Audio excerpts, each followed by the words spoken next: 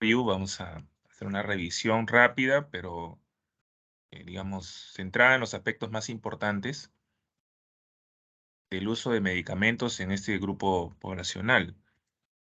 Bueno, para empezar, en la primera parte vamos a revisar aspectos generales de las características de los pacientes adultos mayores. Posteriormente, consideraciones sobre farmacocinética y farmacodinamia y algunas recomendaciones generales para ustedes en el momento de que van a prescribir medicamentos.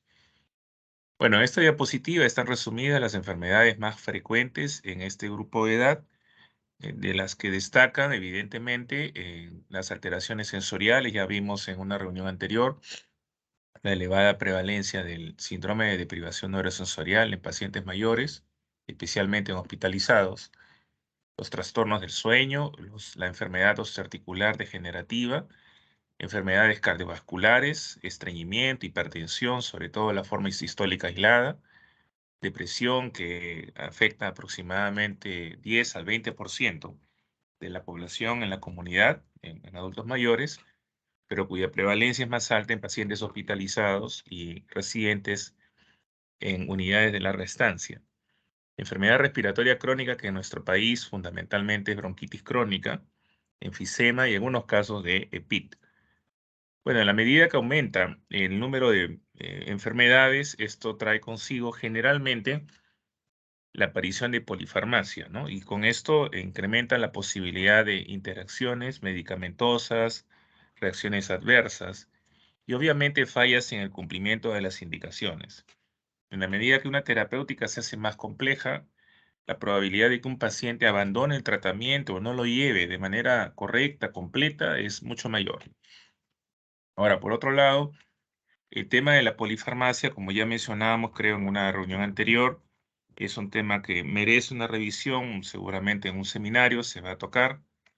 Es importante considerar el número de medicamentos, también la necesidad o no de la prescripción.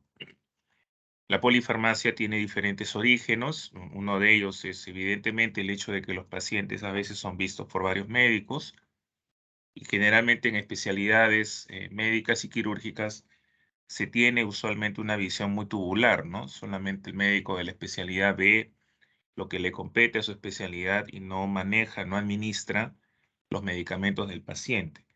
Errores en el registro de la información por no hacer una historia clínica completa, falta a veces de información por problemas de deterioro cognitivo en los pacientes mayores, también en los familiares, en otros casos hay personas que se automedican, hay personas que compran medicamentos sin receta médica, las farmacias y boticas en muchos casos se las venden. Incluso me comentaron por ahí, creo, una de las alumnas del grupo, que llegaron a vender morfina, no sé, una cosa increíble, a una paciente sin tener una receta de dispensa controlada. Otro problema común es el hecho de que los pacientes utilizan recetas previas para poder tratar o recomendar medicamentos a otras personas. También esto constituye una fuente de polifarmacia y lo mismo, digamos, las campañas publicitarias que se ven en todos los medios de comunicación para el empleo de suplementos nutricionales y vitaminas que a la larga pueden ocasionar más problemas que beneficios. Bueno, las características en general de los pacientes adultos mayores están resumidas en esta diapositiva.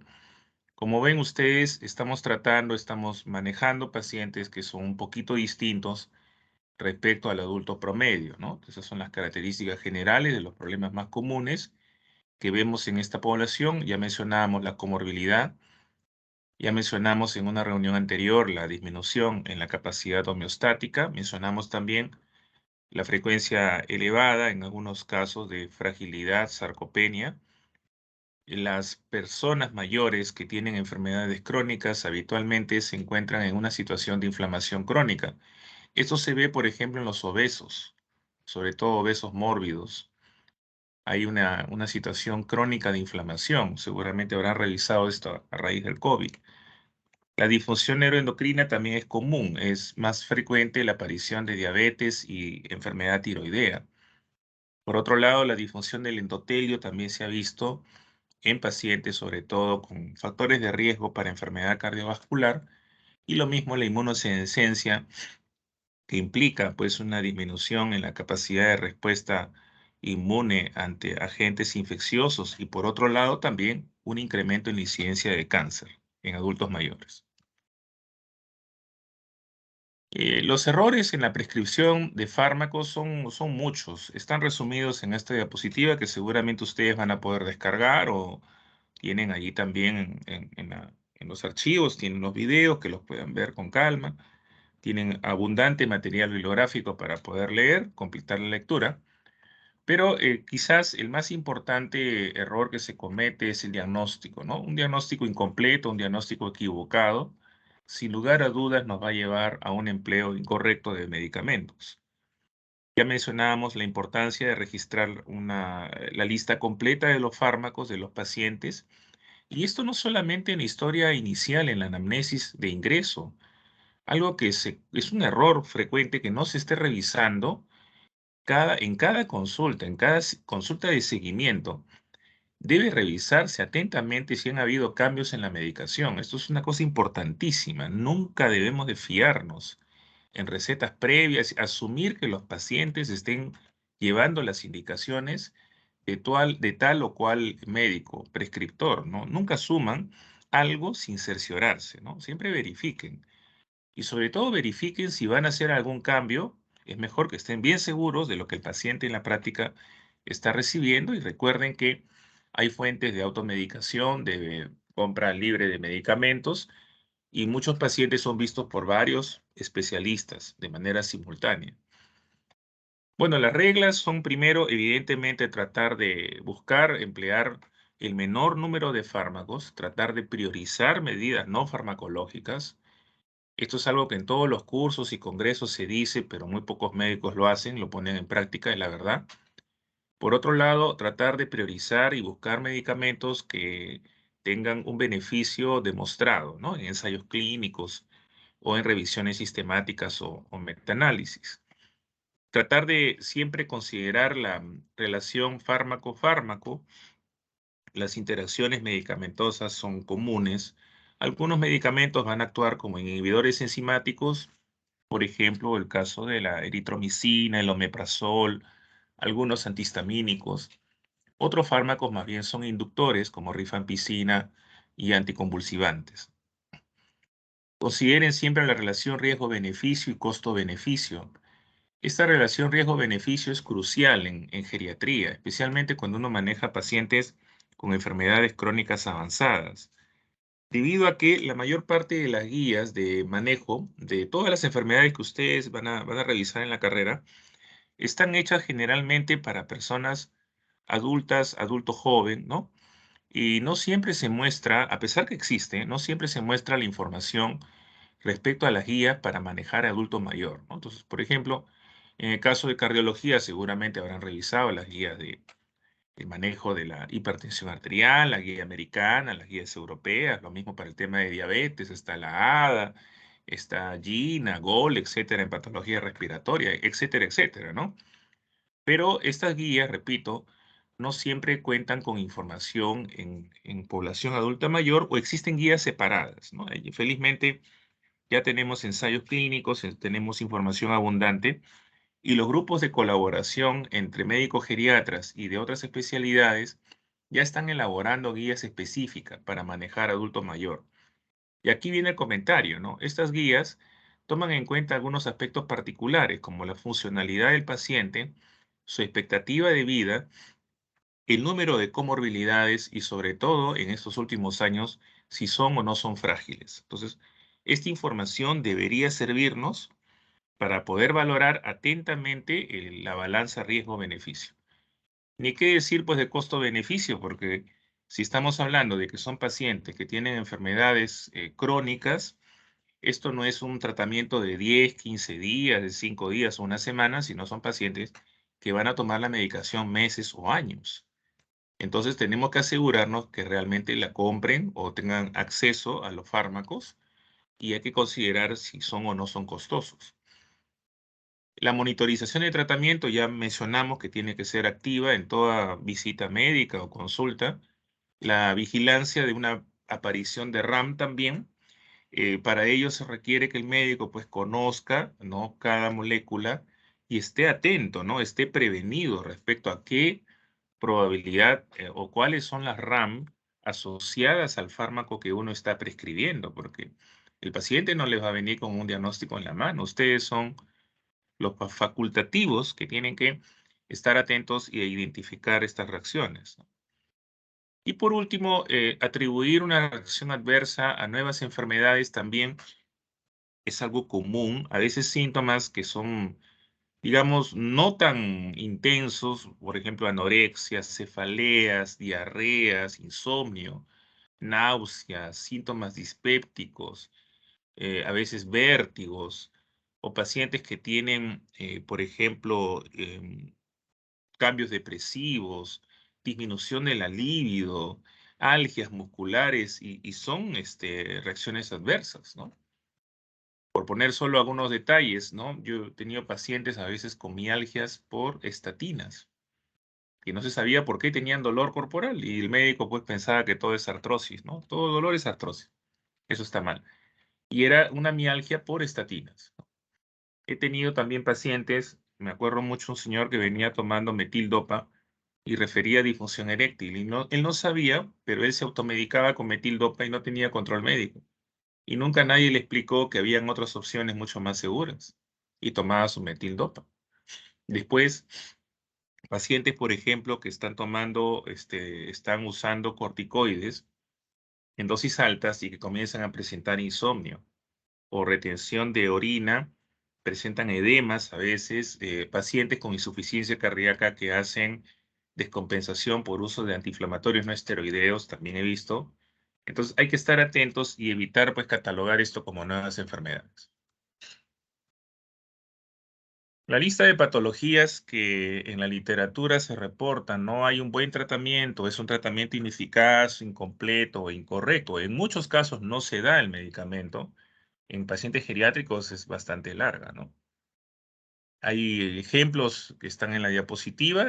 Ustedes conocen el beneficio de usar beta bloqueadores en pacientes que tienen enfermedad coronaria. Eso es más que demostrado, son los fármacos de elección. En falla cardíaca también se deben emplear, especialmente en pacientes con disfunción sistólica de ventrículo izquierdo. Ahora son la piedra angular en el manejo de estos medicamentos. Años atrás, pues hablar de esto era una herejía, ¿no? Sobre todo para los médicos antiguos. Decirle que a un paciente con insuficiencia cardíaca le vas a dar un beta bloqueador era para que te desaprobaran el curso, ¿no?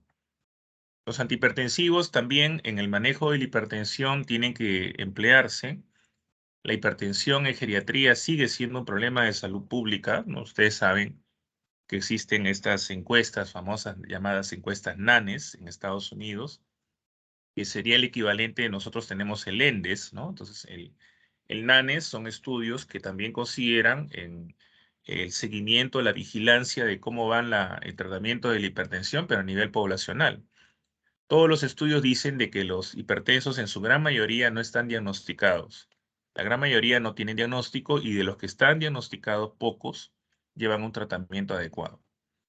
En el tema de la dislipidemia, esto es sobre todo dirigido a pacientes que toman estatinas u otros hipolipemiantes en prevención secundaria. En prevención primaria la evidencia es menos sólida en población geriátrica. En el tema de climaterio, el uso de estrógenos también, a raíz de los estudios de las últimas décadas, se tiende a usar cada vez menos estrógenos por vía sistémica y se sigue empleando estrógenos por vía tópica. En el caso de la insuficiencia cardíaca, el empleo de los IECA también es un tratamiento ya validado. Tenemos la quimioterapia para el cáncer. También el número de pacientes en los cuales se pierden oportunidades de usar quimioterapia sigue siendo alto y esto es porque se considera a veces erróneamente de que el paciente no debería recibir la quimio porque esto aparentemente para muchos, ¿no?, va a provocar un deterioro funcional y un aumento en el riesgo de mortalidad de los pacientes. Entonces, eso también hay que valorarlo, ¿no? La quimioterapia en geriatría, en oncología moderna, se tiene que usar de manera bastante individualizada. Entonces, aquí ya tenemos la cooperación que existe entre geriatras y oncólogos para poder aplicar BGI y poder obtener mejores resultados. Sobre fibrilación auricular, lo mismo, es una patología pues extremadamente frecuente y aquí viene el tema de la anticoagulación, ¿no? Muchos pacientes mayores no reciben anticoagulantes, están tomando antiagregantes plaquetarios. Por temas económicos, algunos están tomando warfarina, no le están tomando bien, no están controlando su INR, tiempo de protrombina, no están bien anticoagulados y después terminan haciendo un stroke. Hay pacientes, por otro lado, que toman medicación, warfarina u otros anticoagulantes, sobre todo en caso de warfarina, pero no tienen el control del INR y terminan sobre anticoagulados y desarrollan DCB de tipo hemorrágico. Y también tenemos el tema de la barrera que es el costo, ¿no? Con los nuevos anticoagulantes que son productos comerciales, mucha gente no tiene acceso a esta medicación y se pierden oportunidades. En otros países del mundo, pues se usa de primera línea un anticoagulante directo. Ya la warfarina se reserva para pacientes valvulares, ¿no? En ellos todavía hay beneficio de que la warfarina llegue a ser superior a los otros anticoagulantes. ¿Qué más tenemos? En el tema de la depresión, el uso de fármacos también, bueno, ya se hablará seguramente en una clase o seminario sobre esto de depresión, pero la depresión geriátrica muchas veces pasa sin tratamiento, sin diagnóstico, no se le toma en consideración, se la subestima y también los pacientes no siempre están alcanzando el objetivo terapéutico, ¿no? La depresión, para que se cure, requiere una intervención completa, psicoterapia, fármacos, un tiempo de tratamiento, al mínimo de 9 meses. Hay pacientes que requieren tratamiento indefinido, el riesgo de que el paciente después empiece con un cuadro demencial sigue siendo alto. Y aquí también vamos a incluir el tema del manejo del dolor, que justamente con el doctor Sánchez y los colegas lo van a ver seguramente, cómo los opioides siguen siendo considerados en geriatría y en patología no oncológica la piedra angular en el tratamiento de dolor crónico persistente. Bueno, en general, entonces, en pacientes adultos mayores, la ventana terapéutica se va a ir estrechando. Conforme avanzamos en edad, la diferencia entre una respuesta terapéutica y una respuesta tóxica puede ser de pocos miligramos. Aquí eso es interesante. Cuando ustedes vean manejar pacientes geriátricos, se van a sorprender cómo nosotros empleamos a veces mitad de dosis, un cuarto de dosis, a veces empleamos presentación líquida para poder titular la dosis. Incluso me ha tocado también manejarlo, sobre todo con psicofármacos. Hay casos en los cuales tenemos que pedirle a la farmacia que elabore cápsulas con una menor concentración. Con los psiquiatras he tenido oportunidad de manejar esto. Recuerdo una paciente que tomaba clozapina. Manejamos con un doctor San Martín, un médico psiquiatra de manera privada. Hemos tratado pacientes y había necesidad de trabajar así, con cápsulas que se mandaban a preparar en la farmacia. Entonces, recuerden, ¿no? A medida que ustedes avanzan en edad, entre un pequeño cambio, un poquito nomás, un pequeño cambio en la dosis puede significar una gran diferencia, ¿no? Entre una respuesta terapéutica y pasar a una respuesta tóxica. Esto aumenta el riesgo con la edad. Y se debe, pues, básicamente a que el envejecimiento se va a traducir en una menor reserva homeostática, algo que ya hemos conversado. Las cifras sobre el empleo de adultos mayores y fármacos son bastante, digamos, llamativas, ¿no? Los pacientes mayores en la comunidad son el grupo de edad que más fármacos consumen. Estos fármacos se prescriben por diferentes razones, ya lo conversamos. Algunos pueden tener reacciones adversas, se dice que hasta el 25%. Las prescripciones son usualmente complejas, consideran 3 o más medicamentos en el 20% de los casos, y las prescripciones adicionalmente son por tiempos prolongados, sobre todo en pacientes que tienen enfermedades cardiovasculares o tienen patología psicogeriátrica. En Estados Unidos y en residentes en la comunidad también la situación es muy parecida. Existe un grupo significativo, 20%, que tienen en realidad polifarmacia, prescripciones por tiempos prolongados. Algunos no siguen el tratamiento de manera correcta. Esto también tiene bastante que ver con el tipo de cuidados que se le brinda, digamos, capacitación que tiene el personal de salud que da soporte, los cuidadores, los cuidados domiciliarios sobre todo, son vitales, ¿no? Si el paciente no tiene un cuidado y un soporte adecuado, si no tiene una persona responsable que esté detrás, ¿no? Vigilando, supervisando que lleve la medicación de manera correcta, generalmente no va bien, ¿no? Sobre todo en pacientes con deterioro cognitivo, las cosas no van a ir bien. Se requiere siempre el apoyo de la familia o del cuidador contratado para cuidar al paciente. Otros pacientes, ya hemos dicho, repiten la receta sin consultar. Hay automedicación en un grueso, hasta un 80%. En nuestro medio, vamos a ver después una diapositiva, es común que los pacientes pidan analgésicos adicionales. Hay mucha gente que pide paracetamol. En el salud a todo el mundo le dan clorfenamina, ranitidina, diclofenaco, iosina a toditos. Mucha gente en el salud recibe vitaminas, a veces sin justificación, tiamina, piridoxina, ácido fólico, complejo B, sulfato ferroso.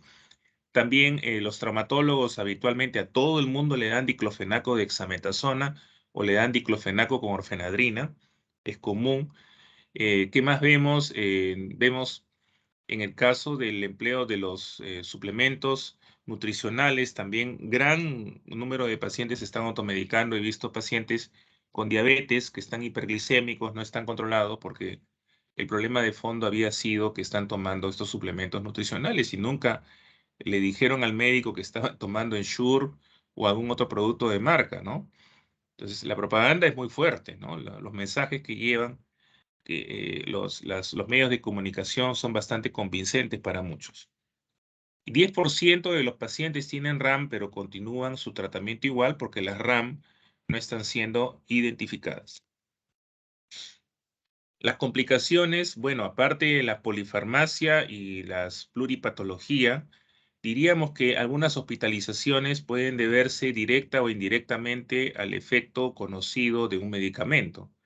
Reacciones adversas como por ejemplo hipoglicemia por antidiabético oral, hemorragia digestiva alta en gastritis aguda por AINES, pacientes que hacen crisis hipertensivas por mal manejo de su antihipertensivo, porque están tomando corticoides, AINES. Yo tenía una señora que sufría de edemas por insuficiencia venosa, se automedicaba con furosemida y un día terminó en emergencia con hipocalemia sintomática.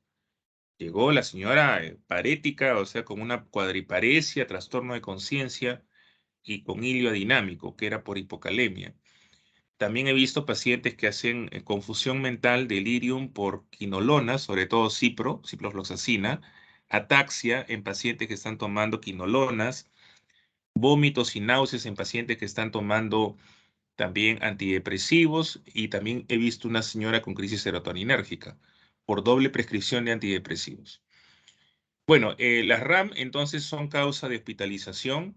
En los jóvenes afectan sobre todo piel y el aparato digestivo, rash, urticaria, diarrea, vómitos, dolor abdominal. En mayores van a afectar el aparato cardiovascular, sistema urinario y nervioso. Y eso tiene que ver mucho con la vulnerabilidad, ¿no? Ya dijimos de que las enfermedades en geriatría primerito se presentan con el órgano o aparato más vulnerable, y aquí hablamos pues definitivamente del aparato cardiovascular, sistema nervioso y urinario. Bueno, en cuanto al uso de los fármacos, sí, efectivamente, nosotros en la especialidad de geriatría, como médicos, tenemos abundante información sobre terapéutica. Tenemos ya, bueno, la experiencia, la expertise, el conocimiento en el uso de prácticamente casi todas las líneas de fármacos. Nos visita toda la industria farmacéutica, tenemos oportunidad con muchos medicamentos, somos visitados constantemente. Tenemos que estar atentos a veces a la influencia pues, de la propaganda médica. A veces es buena, pero también por otro lado puede llevar a un sesgo, ¿no?, en la prescripción. Mencionábamos el tema del consumo excesivo de fármacos, la automedicación que se ha visto sobre todo con benzodiazepinas. Alprazolam debe ser la benzodiazepina más consumida en el país. Clonazepam le siga de cerca. Y en tercer lugar vamos a poner al lorazepam. Después tenemos analgésicos. Aquí están paracetamol, AINES, tramadol, codeína también. diuréticos, mucho paciente con edema de cualquier tipo, incluso una señora con bolsas palpebrales, me acuerdo, que tenía unas bolsitas en los párpados y la señora no sé quién le dijo que tome furosemida. Laxantes, lactulosa, polietilenglicol, leche de magnesia, Cibrelax, laxantes derivados de cena. Tenemos también picosulfato de sodio, aceite de ricino, leche de magnesia. Todos ellos son medicamentos, bisacodilo, son laxantes que a veces los pacientes mayores les gusta tomarlos, ¿no? Se alarman porque un día no hacen la deposición, inmediatamente se convierte en un problema de familia, una tragedia, e inmediatamente se van habituando al empleo de estos medicamentos. Los principios generales de la prescripción, entonces, recordar, ¿no? Primero, evalúen si realmente se requieren fármacos. Menos a menudo es mejor. Conozcan bien la lista de medicamentos que el paciente recibe. Conozcan bien cada molécula, tienen que estudiar, ¿no? Esa es la parte ya que les toca a ustedes como médicos, la terapéutica, conocer bien los principios activos de las moléculas. Empiecen siempre con dosis bajas, incrementenlas gradualmente. Esa es una regla de oro en geriatría, está en todos los textos, libros y revistas. Aseguren un buen cumplimiento, siempre con una indicación clara, precisa. Nunca pierdan de vista al paciente, cítenlo. Si van a hacer cambios, hagan los cambios de a pocos, no hagan muchos cambios a la vez. Y si van a empezar un tratamiento, siempre al comienzo sigan al paciente con mayor frecuencia, o sea, cítenlo más frecuentemente cuando empiezan un nuevo tratamiento. Vigilar la aparición de reacciones adversas, también obviamente preguntándolas. Pueden utilizar una lista de chequeo de verificación si desean, no hay ningún problema. Tengan en cuenta que los pacientes mayores se van a beneficiar también de estrategias no farmacológicas, fisioterapia, terapia ocupacional, terapia de lenguaje, tienen ustedes terapia de rehabilitación vestibular, tienen terapia de la deglución, pueden algunos pacientes desarrollar terapias de refuerzo cognitivo, afectivo, psicoterapia de apoyo para patología del área mental. También los pacientes van a beneficiarse en ocasiones de intervenciones sociales, intervenciones nutricionales, tratamientos de salud oral, manejo de los problemas de la cavidad oral, vacunaciones, lo que se refiere a acompañamiento terapéutico en muchos casos, contratar un cuidador. Todas estas medidas son importantes, ¿no? Son medidas que van sumando. Entonces, muchas veces te permiten reducir el empleo de fármacos o incluso evitar el uso de ciertos fármacos.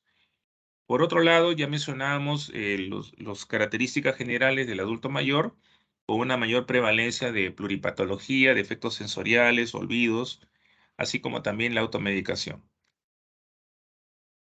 Para revisar rápidamente los cambios farmacocinéticos, vamos a recordar las 4 etapas que comprende desde el momento que el paciente toma un medicamento o lo recibe hasta el momento que el medicamento va a llegar al receptor en la célula. Todos estos procesos se denominan farmacocinética y son 4, ¿no? La absorción, la distribución, el metabolismo y la eliminación, llamado también excreción. El parámetro que menos se modifica por la edad se denomina absorción. Básicamente la absorción no cambia en función del paso del tiempo, en función de la edad. Se mantiene casi inalterada. Casi digo porque habrán pacientes que no están tomando la medicación como se debe prescribir. Hay medicamentos que se van a absorber mejor con estómago lleno, otros con el estómago vacío. Con el estómago vacío, por ejemplo, se emplean los bifosfonatos como alendronato, se emplean por vía oral ivandronato, risedronato. Con el estómago vacío se toma la levotiroxina, por poner un ejemplo. Y la mayoría de laxantes también se recomiendan tomarlos con el estómago vacío. La warfarina se recomienda tomar con el estómago también, por lo menos vacío, alejado de las comidas. Tenemos por otro lado otros fármacos que tienen que tomarse con estómago lleno, como vitaminas liposolubles, carbonato de calcio y algunas tetraciclinas. O sea, hay que conocer todo esto, repito, cada medicamento es diferente. Después tenemos el empleo, o perdón dicho, la distribución de los medicamentos que va a dos compartimientos. O sea, hay dos compartimientos en la distribución. El compartimiento hídrico, o sea, el agua, y el tejido adiposo. O sea, quiere decir que el medicamento se va a ir acumulando, se va a ir distribuyendo por dos compartimientos, hidrosolubles y liposolubles. Algunos fármacos son más hidrofílicos, otros son lipofílicos.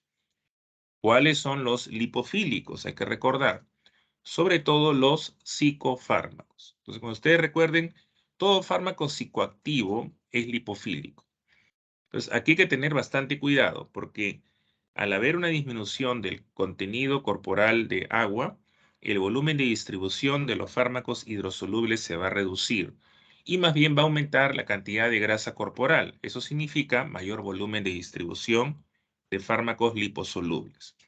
Entonces, ¿cuál es, digamos, el significado práctico de todo esto? Cuando yo empleo medicamentos que sean fármacos hidrosolubles, el estado estable se alcanza después de pocas tomas del medicamento. Por otro lado, el paciente, o sea, con pocas dosis, 3, 4 dosis, ya estás alcanzando nivel estable del fármaco. Lo contrario sucede con el fármaco liposoluble, requiere un mayor número de tomas. Por otro lado, los pacientes mayores son más sensibles a los efectos de los diuréticos. ¿Por qué? Porque tienen menor cantidad de agua corporal total. Entonces la respuesta de los diuréticos es más rápida. Mucha gente pregunta, cuando uno prescribe para la hipertensión y le prescribe a un paciente una tiazida, la gente no es tonta, la gente se averigua qué cosa es una tiazida y todo el mundo sabe que es un diurético, ¿no? Entonces te dice que es para la retención de líquidos, ¿correcto? En realidad, más que para la retención de líquidos, tú estás utilizando aquí una tiazida en dosis baja, porque la dosis no es una dosis diurética, sino que usas una dosis baja para poder controlar la hipertensión. Te controlas la hipertensión evitando la reabsorción de sodio. Ese es el objetivo, evitar que el paciente reabsorba sodio y agua y por ende suba su presión.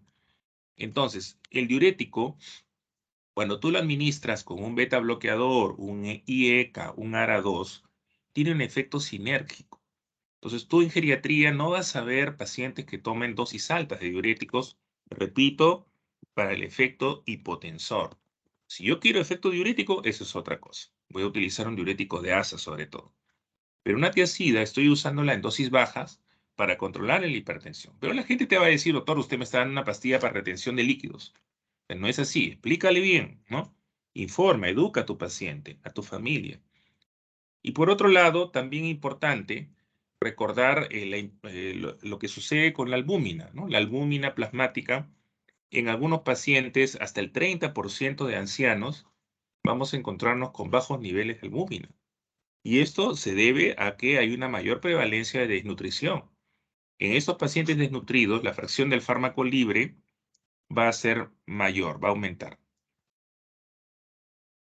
El metabolismo ocurre a nivel hepático, depende de la función de los citocromos P450, enzimas microsomiales oxidantes. Vamos a encontrarnos que las reacciones de óxido-reducción en geriatría están disminuidas, están venidas a menos, mientras que se conservan las reacciones de fase 2 llamadas de conjugación. ¿Esto es importante? Sí es importante. ¿Qué hay que hacer? Hay que revisar la lista de los fármacos. Hay que vigilar si existen interacciones medicamentosas y recordar aquellos medicamentos con aclaramiento hepático. ¿Cuáles son estos medicamentos? Están graficados en la diapositiva. Nuevamente, destacan los psicofármacos, anticonvulsivantes, opioides, antiparkinsonianos. Tienen ustedes también anticolinesteráticos, tienen neurolépticos, benzodiazepinas.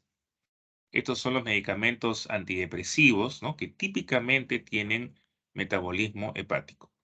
Después destacan aquí también algunos antibióticos como isoniazida. También están los macrólidos, los azoles, que se usan para tratar las micosis. La tiroxina, así como también antidiabéticos orales, sobre todo tienen aquí la linagliptina, que es un inhibidor de PP4, y algunos inmunosupresores.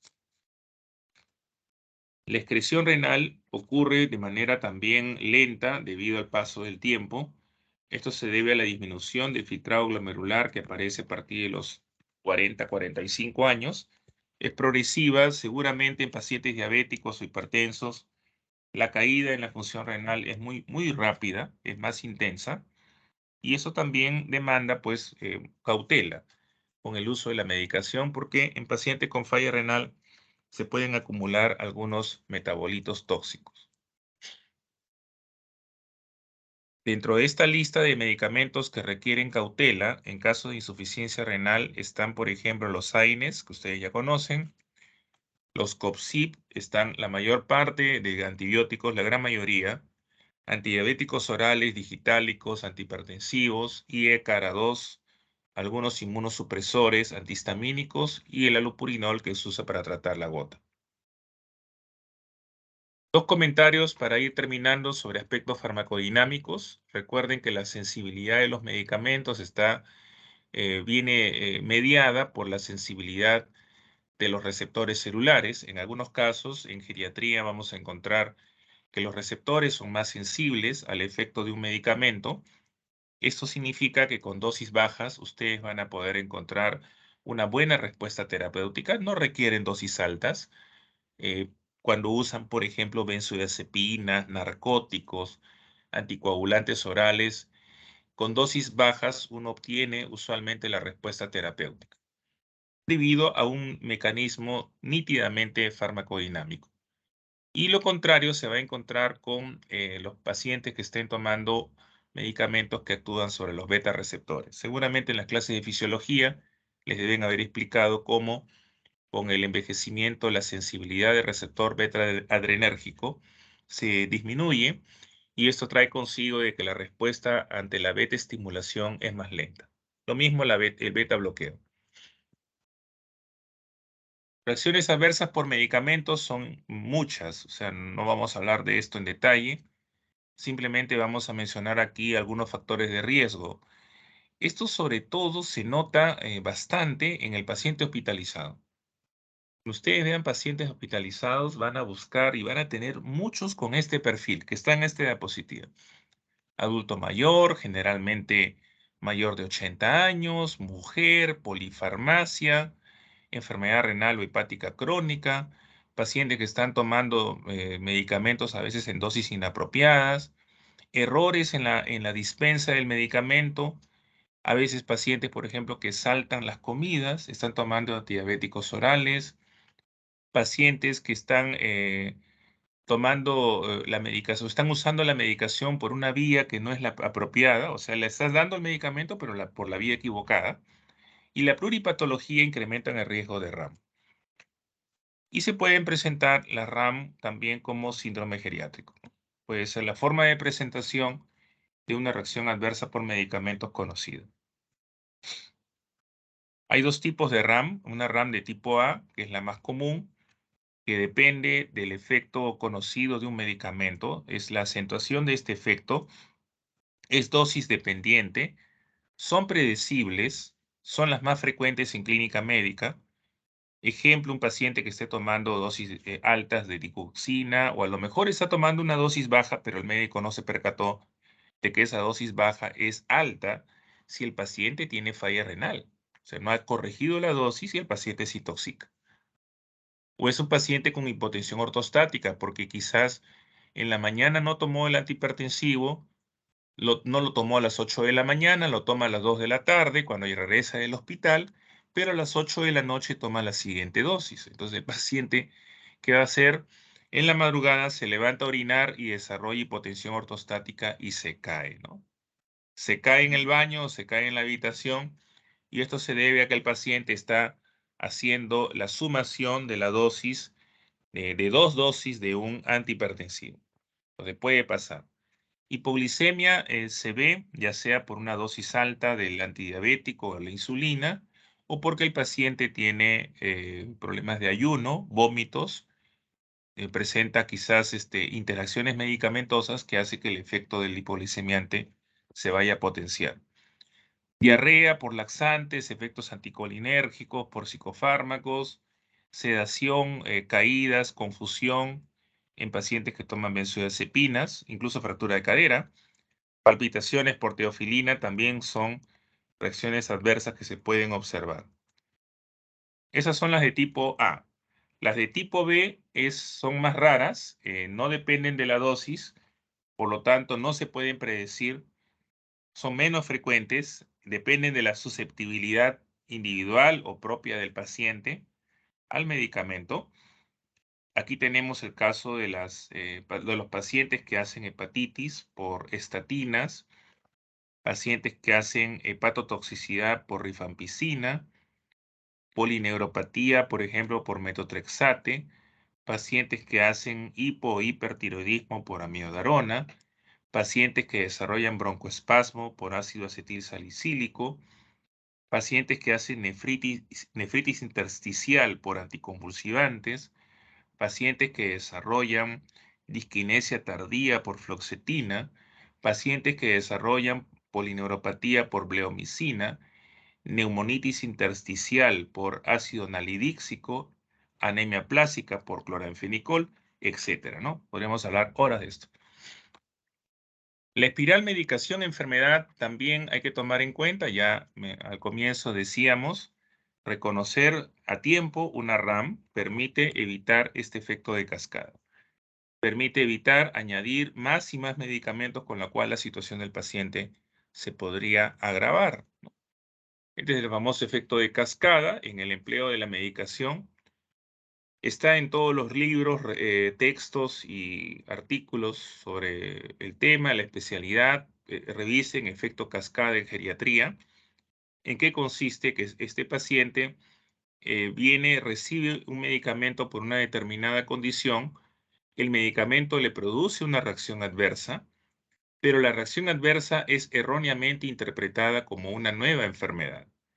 Entonces, como se piensa que es una nueva enfermedad, promueve el empleo de otro fármaco. Y esto genera ya una cascada de desastres, ¿no? O sea, complica la situación clínica del enfermo. Eso se ve bastante en campo geriátrico.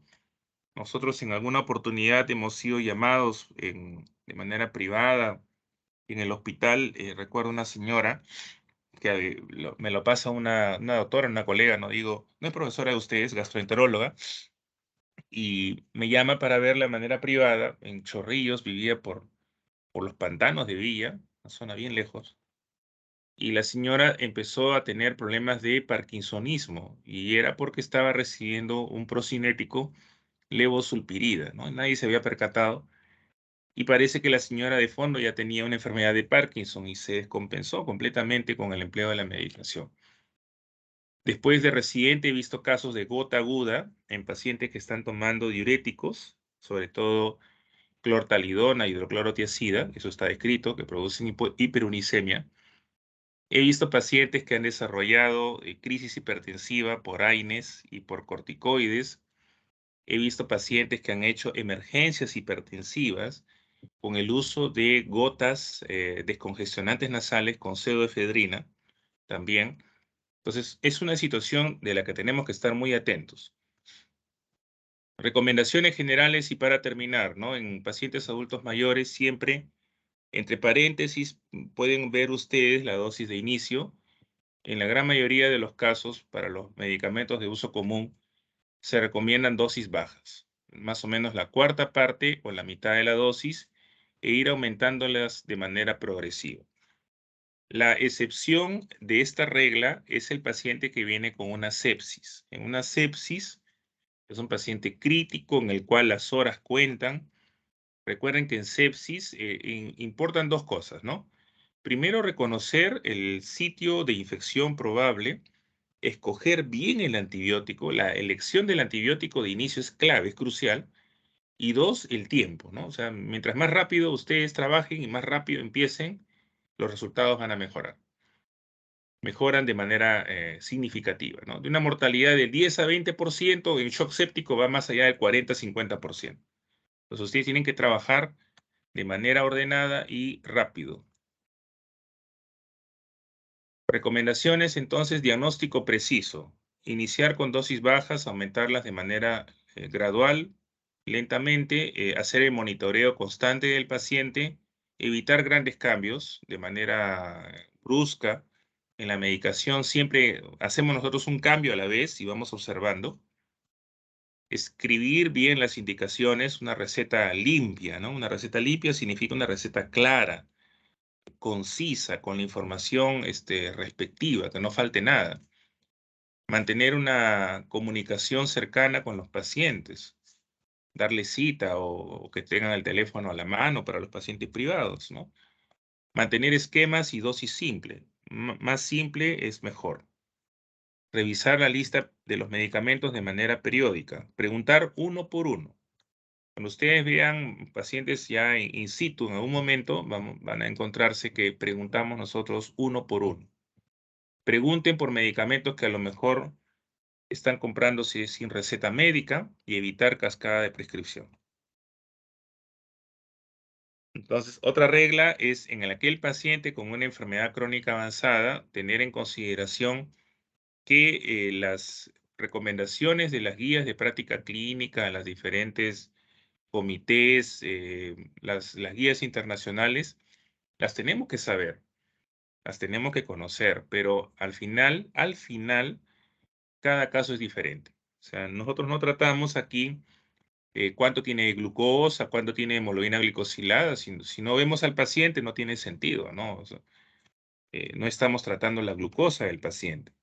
Estamos tratando al paciente que tiene diabetes y está hiperglicémico, ¿no? Entonces, es una cosa bien diferente. No estamos tratando la hipertensión o cuánto de presión tiene o cuánto tiene de colesterol. Estamos tratando al paciente que tiene hipertensión. ¿De acuerdo? Entonces, la medicina tiene que centrarse en eso, no debe centrarse, como a veces sucede, lamentablemente, en valores clínicos o de laboratorio. No sé si hubiera alguna pregunta o comentario.